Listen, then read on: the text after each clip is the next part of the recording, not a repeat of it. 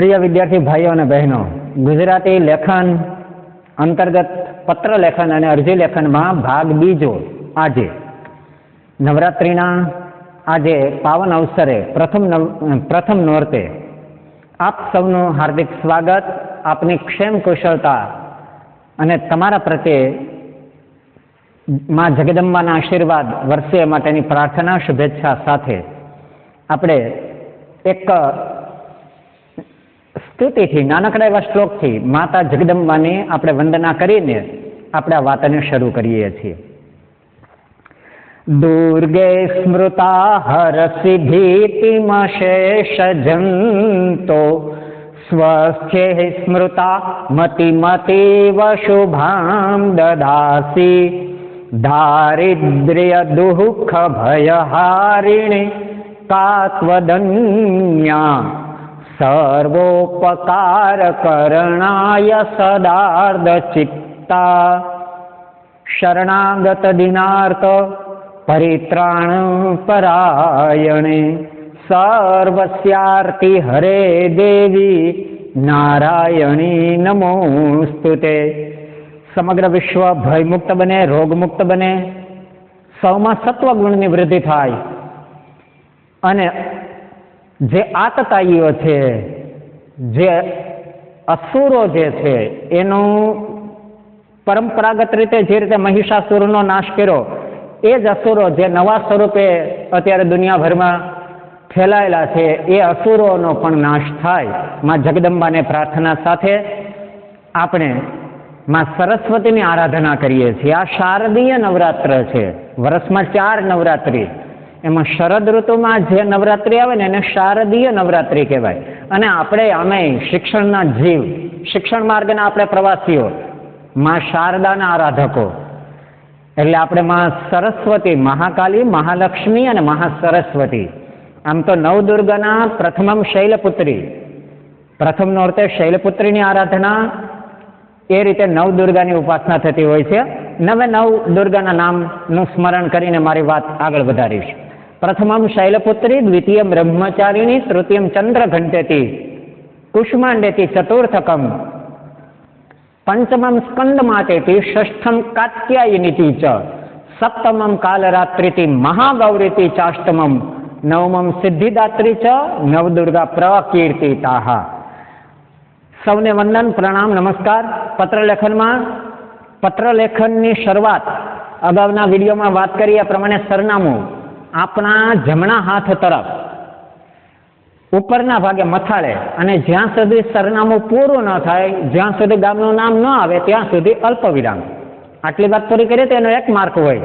જે સાચી રીતે યોગ્ય રીતે સરનામું લખેલું હોવું જોઈએ એનો 1 માર્ક મળે.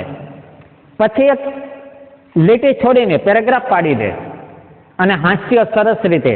પછી આવે છે પત્રની શરૂઆતનું મહત્વનું અંગ, એટલે સંબોધન. જેને ઉદ્દેશીને પત્ર લખતા હોઈએ એના માટે શિષ્ટાચાર રૂપે આપણને એક વ્યવહારુ જ્ઞાન હોવું જોઈએ કે કોને શું કહેવાય. આપણાથી ઉંમરમાં અને જ્ઞાનમાં જે મોટા હોય, વયોવૃદ્ધ અને જ્ઞાનવૃદ્ધ, 2 પ્રકારના વૃદ્ધો છે, તો એના માટેનું યોગ્ય સંબોધન હોવું જોઈએ. આપણા હમ ઉમ્ર વ્યક્તિઓ, સમવયસ્ક, સમોવડિયા, આપણી સાથેના ઉંમરના આપણા ક્લાસમેટ, આપણા મિત્રો, એના માટેનું સંબોધન. અને ત્રીજું આપણાથી નાના ભાઈ ભાંડુઓ, આપણાથી ઉંમરમાં નાના છે એના માટેનું સંબોધન. એટલે 3 પ્રકારના સંબોધન માટેની વાત અહીંયા રજૂ કરવામાં આવે છે. પહેલા તો અભિવાદન. હવે સંબોધન કરીએ ને પછી અભિવાદન આવે, અને પત્ર પૂરો થાય ને પછી લિખિત અંગ. જેવો એના માટેનો શબ્દ, સાચો શબ્દ છે લિખિત વત્તા અંગ. અને ચિરંજીવી એવું ટૂંકમાં બોલાય છે, લખાય છે, એનું પૂરું નામ અથવા તો પૂરો શબ્દ આ રીતનો છે, ચિરંજીવી. અને લી આપણે લિખિત, લી આપનો વિશ્વાસુ, સી ફલાણા ફલાણા એવું ના બોલાય, ચિરંજીવી. અને લી એમ નથી બોલાતો, લિખિત અંગ. પણ આપણે ટૂંકમાં લખીએ છીએ એટલે લી, અને ટૂંકમાં લખીએ છીએ એટલે સી. હવે સંબોધન માટે વડીલો હોય, હવે અજાણ્યા હોય કોઈ પણ આપણા સ્વજનોનો હોય ને એના માટે તમારે પત્ર લખવો હોય કોઈ પણ સાહિત્યકાર લેખકને, તો એને આપણે શ્રીમાન કહી શકીએ, એને આદરણીય કહી શકીએ. પછી કોઈ સરકારી અધિકારી અમલદાર હોય તો એને માનનીય, આચાર્ય હોય તો એના માટે આપણે માનનીય, આદરણીય, સન્માનનીય. પૂજનીય અને પૂજ્ય શબ્દ આપણા કુટુંબના વડીલો માટે શબ્દ છે. હા, બીજા માટે પણ કહી શકાય, પણ બને ત્યાં સુધી આપણે શ્રીમાન શબ્દ અને માનનીય શબ્દ પિતા માટે કે માતા માટે નહીં મૂકવાનો. આ કોઈ આપણા આમ પરિચયમાં આપણા સૌ નજીકના સગા સંબંધી નથી, છતાં એને આપણે વડીલ છે એટલે પત્ર લખીએ છીએ, તો એ વડીલ છે એટલા માટે આપણે એને સંબોધન કર્યું આદરણીય, માનનીય. પછી એવું એક નવું સંબોધન તમને જાણવા મળશે અત્યારે, શ્રદ્ધેય, પરમ શ્રદ્ધેય. બહુ સરસ કર્ણપ્રિય શબ્દ છે, સોના જેવો શબ્દ શ્રદ્ધેય. હવે કોને માટે? તો આપણા ગુરુ હોય, પરંપરાગત રીતે આપણા કુળના કંઈ પણ ગુરુ હોય, સદગુરુદેવ. હવે સાધુ સંન્યાસી મહાત્માઓ હોય, કોઈ કથાકાર હોય, તો એને આપણે શ્રદ્ધેય કહીએ છીએ. સાધુ સંન્યાસી મહાત્માઓ આપણા ગુરુઓ. એમાં મૂળ શબ્દ છે શ્રદ્ધા. શ્રદ્ધાને યોગ્ય એને શ્રદ્ધેય એમ કહેવાય. હવે એવા બે શબ્દ બીજા બોલું. જ્ઞેય, આ કાવ્ય જ્ઞેય કાવ્ય છે, તો જ્ઞેય એટલે ગાઈ શકાય તેવું. આ પાણી પેય જલ છે, પેય જલ એટલે પી શકાય તેવું. તો એવી જ રીતે શ્રદ્ધેય એટલે જેનામાં શ્રદ્ધા રાખી શકાય તેવા, શ્રદ્ધા ને પાત્ર. હવે માન્યવર, તમે કેબીસી જોતા હો કોણ બનેગા કરોડપતિ, અમિતાભજીના અવાજમાં આ શબ્દ વારંવાર સાંભળવા મળે છે. સામે જે હોટ સીટ ઉપર બેઠા હોય ને માન્યવર, અથવા તેની સાથે કોઈ આવ્યા હોય એને માટે માન્યવર. બહુ સરસ. અને કેબીસી જોવું બાળકો, સમયની અનુકૂળતા હોય અને સુવિધા હોય, સગવડતા હોય તો વધારે વધારે આમાંથી તમને જ્ઞાનનો ફાયદો થશે. માન્યવર શબ્દ ત્યાંથી મળેલો શબ્દ છે. માન્યવર માનનીય શબ્દની નજીકનો શબ્દ છે, માન્યવર શબ્દ હિન્દીમાં. પછી મહામહિમ, રાષ્ટ્રપતિજી અથવા રાજ્યપાલ માટેનો સંબોધન છે મહામહિમ. મહામહિમ રાષ્ટ્રપતિ રામનાથ કોવિંદજી, મહામહિમ રાજ્યપાલ દેવવ્રત આચાર્યજી.